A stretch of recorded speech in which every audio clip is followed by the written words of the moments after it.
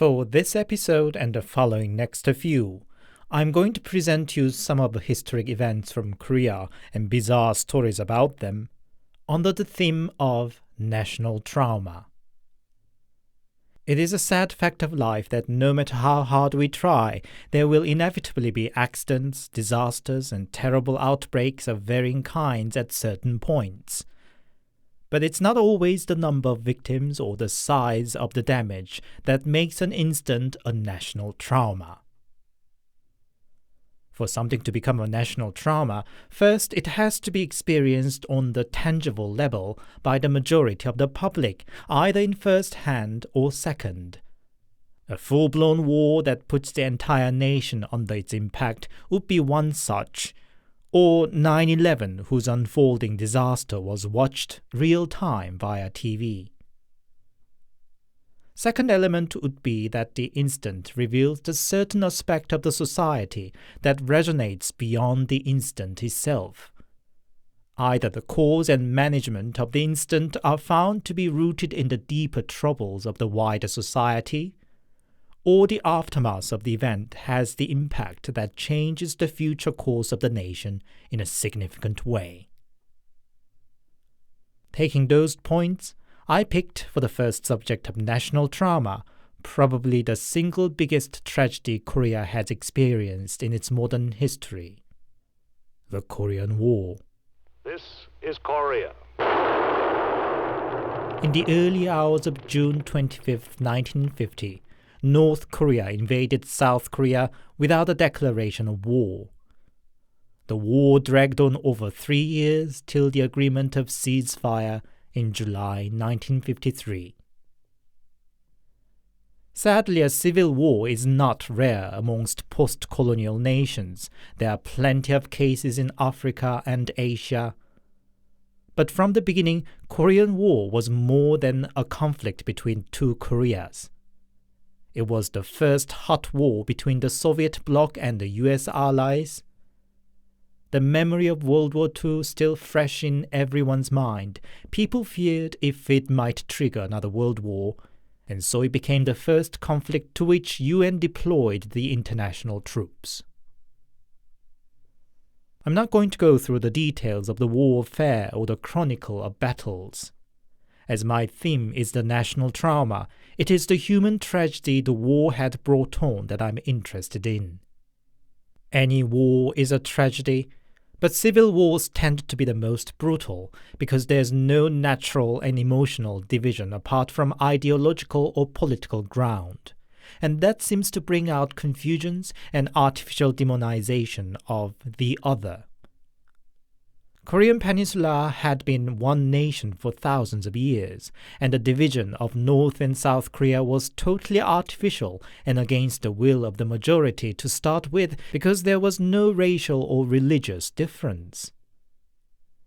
By now, North Korea is deemed stereotypical evil and communism a failed political notion, but in 1950, for the majority of the people, there was no such concept of good and evil applied to North Korea or communism as political ideology. Indeed, people still hoped for the separation be only temporary. But during the war, ordinary people quickly found the ideology they hardly understood was to decide their life and death. In a matter of 2 months into war, North Korea force overtook practically all of Korea apart from the southeastern corner. One of the first things North Korean force did in the occupied regions were purging the government officers, police force, and in general social elite and so-called intelligentsia, unless they publicly declare their conversion to communism. Most ordinary people had to comply to their rule, and some actively chose to work for them. As I said, most ordinary people had no true understanding of political ideology, and North Korea having been the same people and one nation just a few years back, I don't think they particularly had a moral dilemma. It was simply a choice to survive. But when the South Korean force and the Allies managed to push back and gradually took over the most of North Korea, the situation flipped. those who worked for or simply complied to the Red Army were now branded Reds and purged. Mistrust and terror were rampant among ordinary people, and often to secure their own survival, they pointed fingers to each other. And then, with the support of Chinese troops, North Korea pushed back, and once again, for those unfortunate in the areas whose control changed hands, the same vicious terrors, accusations, and purges followed. As the result, the number of civilian deaths is estimated to be somewhere between 2 and 3 million, about 3 times more than that of soldiers fallen or missing. Many of them died being caught between fires, in various war crimes, or under bombardment that didn't distinguish civilians from troops. But just as many died as the result of ideological purges. The aftermath of the war was terrible in every sense. About 70% of infrastructures and industrial bases were destroyed. Widows and orphans were everywhere. Families were separated and people were displaced. South Korea became one of the poorest countries in the world, and the majority of the people had to struggle with abject poverty for decades to come. The psychological damage was just as devastating and lasting. The whole nation was gripped by pathological fear and hate of anything communism and North Korea. Those who were, rightly or wrongly, accused of communist sympathizer were the subject of severe social stigma, and it often spilled over to their family and children too. Series of dictators that ruled South Korea utilized that public fear for their own political gain by simply branding their political opponents and voices for wider democracy as the Reds and Communists, which hindered rational and constructive political discussions for a long time. By now, the majority of the population belonged to the post-war generation, and the paranoia about North Korea is not as strong anymore because South Korea dwarfs North Korea both in economic and military power. But the collective memory of the tragic civil war is still there, as you will see from today's stories, whether as direct accounts from grandparents' generation or an urban myth that took inspiration from the Korean War. So, here are 6 bizarre stories from Korea about the Korean War. As always, handpicked, translated and narrated by your host, Anthony.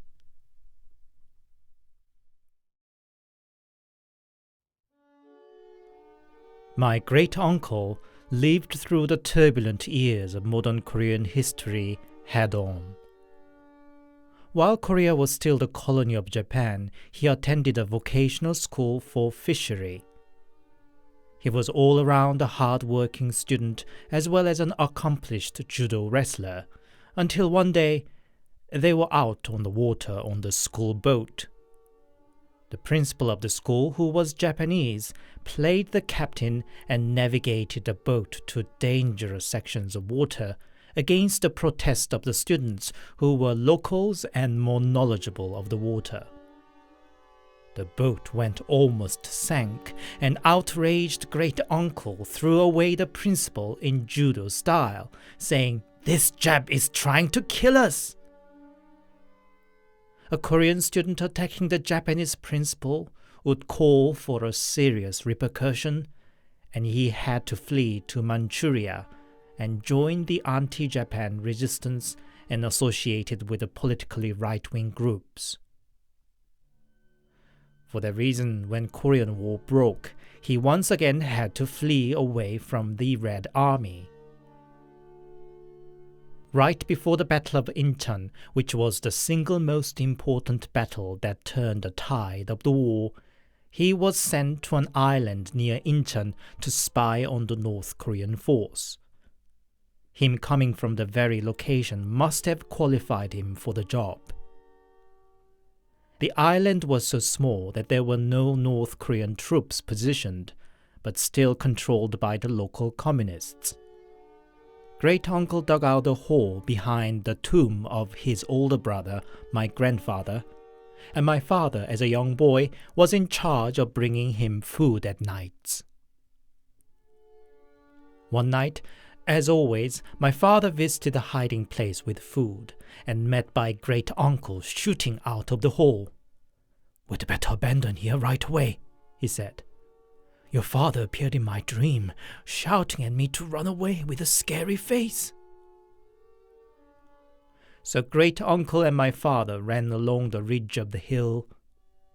Not long after, they heard rifles firing from the distance. When they turned around, there were a whole lot of North Korean soldiers firing into the hole great-uncle had been hiding in.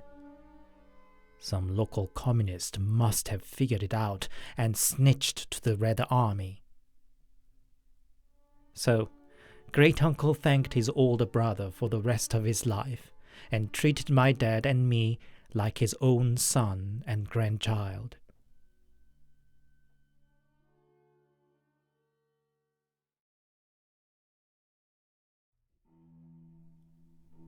When Korean War broke out, my maternal grandparents were a young couple. Grandfather and grandmother separated in the mess of fleeing the war, and grandma, alone with her baby son, sought refuge at a distant relative's.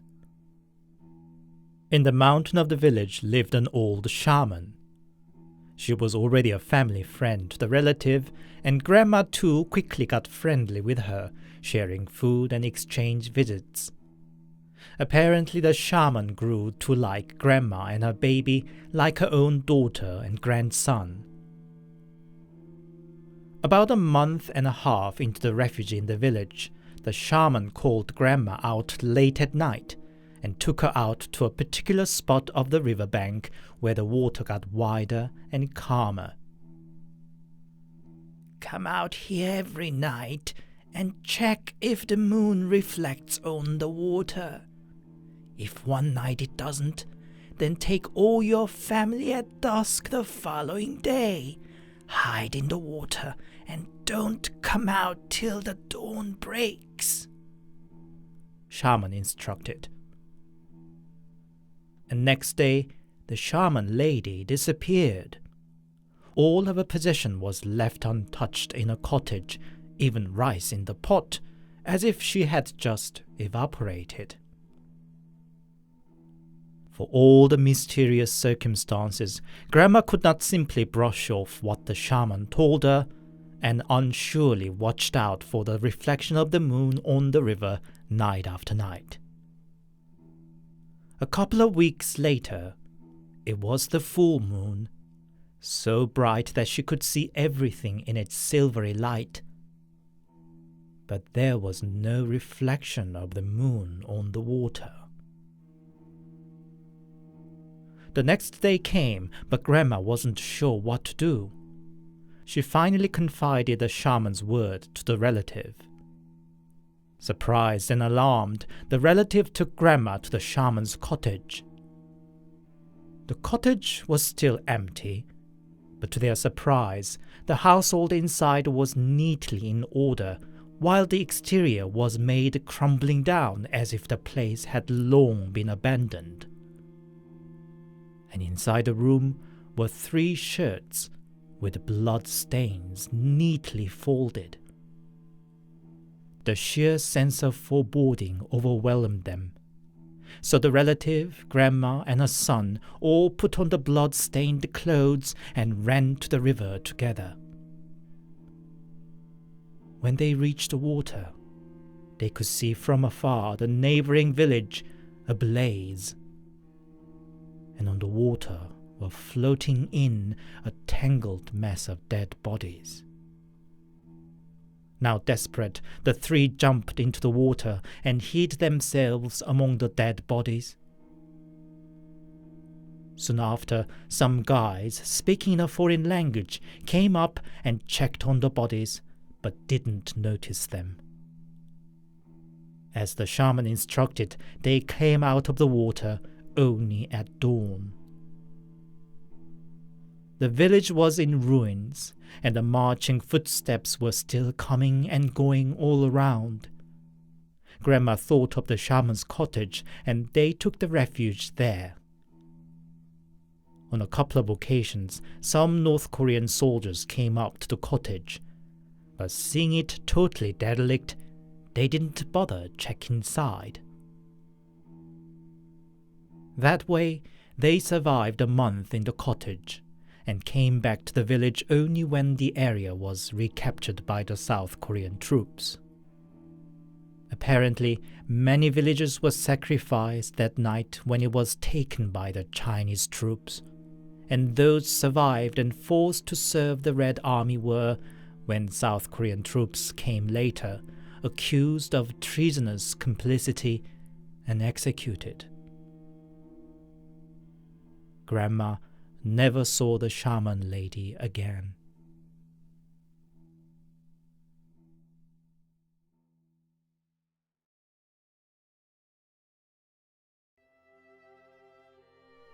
It's a story my grandma told me. She grew up in a Gangwon province. She was only 9 when Korean War broke. Her family fled southwards, but Grandma was too ill at the time to endure such a journey. So she was left behind home with her great-grandma, who was likewise too old and frail for the journey. Soon the region was occupied by the North Korean troops, and they took over Grandma's house. It wasn't anyway officially confiscated. The soldiers would just barge in by 5 or 6 and ate their food and slept in their room. Refusing that would have meant a sure death, of course. Grandma recounted how scrawny the soldiers all looked. Clearly they were running short of supplies, and they made it up by plundering civilians' food and slaughtering their precious livestock. After a few months of such terror and hunger, finally, American soldiers pushed back up and the North Korean soldiers fled into the mountains as guerrillas, but most of them were killed in the end. Some of them my grandma herself witnessed fighting and dying in the mountainside facing her home. War was finally over, and somewhat normal life resumed. One summer evening when Grandma was 13, some of her friends crushed at her place. They sat on the floor looking out the mountain and had watermelons. Then they saw a little ball of light falling from the night sky. It first descended slowly like a snowflake. Grandma and her friends first assumed it might be a firefly. But then it dropped near a big tree and flared up all of a sudden. And not just one, dozens and dozens of such light followed, and each flame turned into the shape of a North Korean soldier. Grandma is adamant that they were, having seen them for months in person. And these lights, or ghosts, danced around the tree gleefully all the time without a single noise. Grandma and friends were terrified and fascinated at the same time and watched on until the soldiers turned back into flames and disappeared.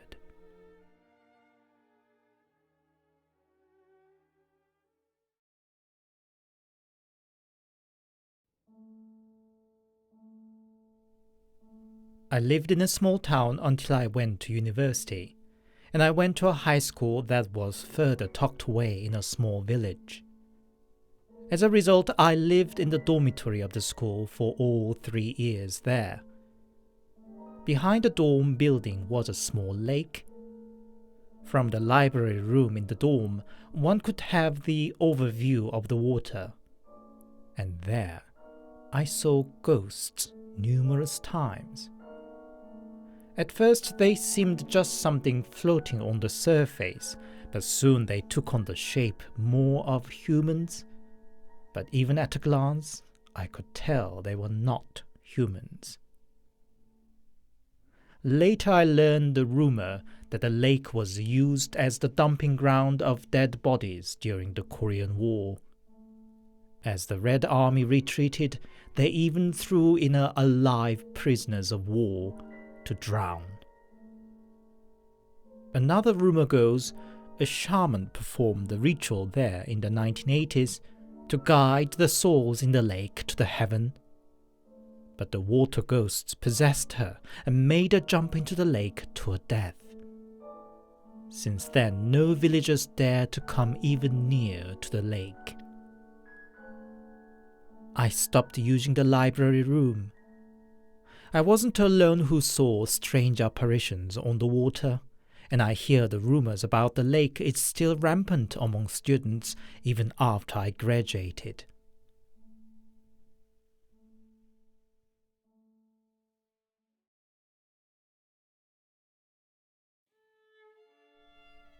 The apartment block I lived in is 25 years old, very old by Korean standard, and was one of the first such kind in my province, with 6 buildings and 400 individual flats. Problem was, the plot was the burial ground of fallen soldiers and civilians of the Korean War.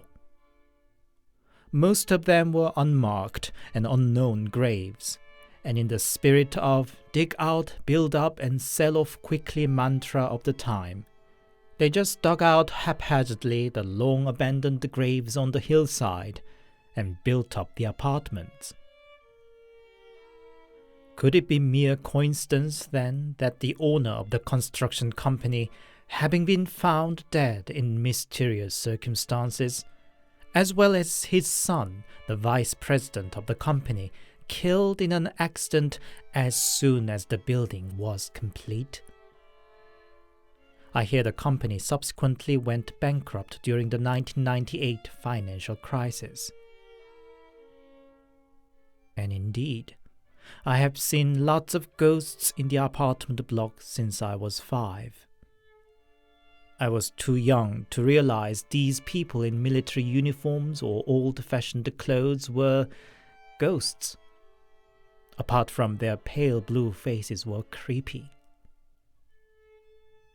To this day, I see them occasionally, though I try not to talk about it to others.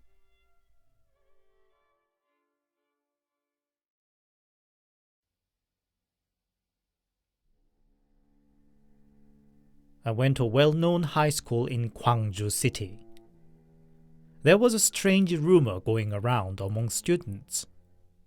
The school ground used to be a farming field, and during Korean War, its flat empty field was considered ideal to set up a temporary military signal base, albeit very simple one with a single AM amplitude modulation receiver and some tents. While the North Korean troop was sweeping down further and further towards south, refugees floated into the southern city of Gwangju. Around Signal Base was Peasant Village, and lots of refugees flocked there too. But North Korean force advanced much quicker than people anticipated, and the Signal Base and many refugees were trapped by them before they could run further south. The signaller desperately radioed the situation and called for a backup, but it seemed they were abandoned. He called for help to anybody who would listen, until he, his fellow soldiers, and some refugees were killed by North Korean troops. And the rumor was that desperate last-minute signals with the noises of battle and exploding bombs and people screaming were still floating around. When I first heard it, I just laughed at it. But a friend with a portable radio came up with the idea to try and catch those ghost signals. So we gathered up in school one evening. We set the radio on AM mode and flipped through various channels, but nothing unusual. We all laughed and scoffed. It was all just a silly myth after all, wasn't it?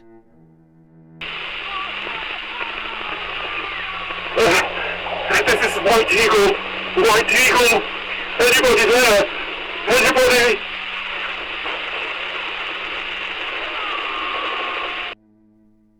It was faint and drowned in static noises, but it indeed sounded like somebody making a distress call in a desperate situation. We all screamed and turned off the radio. Once settled down, we turned it back on, but we could not tune in on the same voice. We tried to rationalize it as some mixed signal, maybe a bit from a radio drama or something. As if upon agreement, we all avoided talking about the day till we graduated. A few years after the graduation, I happened to return to my old school. I was a bit baffled to find a large, tall tree newly planted on the school ground. It was not only unusually big for a newly planted tree, but also on an unlikely spot. Nobody seemed to know why the school decided to plant it there. Maybe it's just my fantasy and there's no way to prove it otherwise.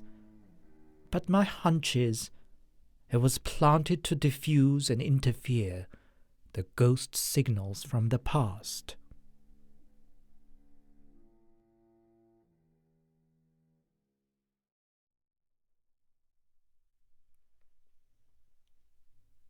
Hi, it's Anthony here, and thank you very much for your listening.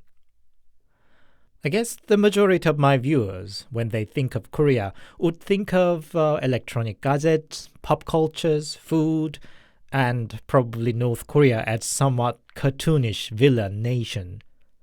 But for the older generation, the image of the country was the war-torn nation for a long time. On visiting an antique shop in a small English town, I happened to find out the old owner of the shop was a veteran of the Korean War. Hearing his account of witnessing a refugee woman dying of cold and hunger under the bridge put me in a strange sentiment, I must say. Anyway, continuing with this rather heavy theme, I'll come back next week with another tragic incident and bizarre stories about it. If you haven't yet, I would really appreciate if you'd give my video a like, leave comments, share it with your friends, and subscribe to my channel. Please help this little channel grow. Until the next, stay safe and take care.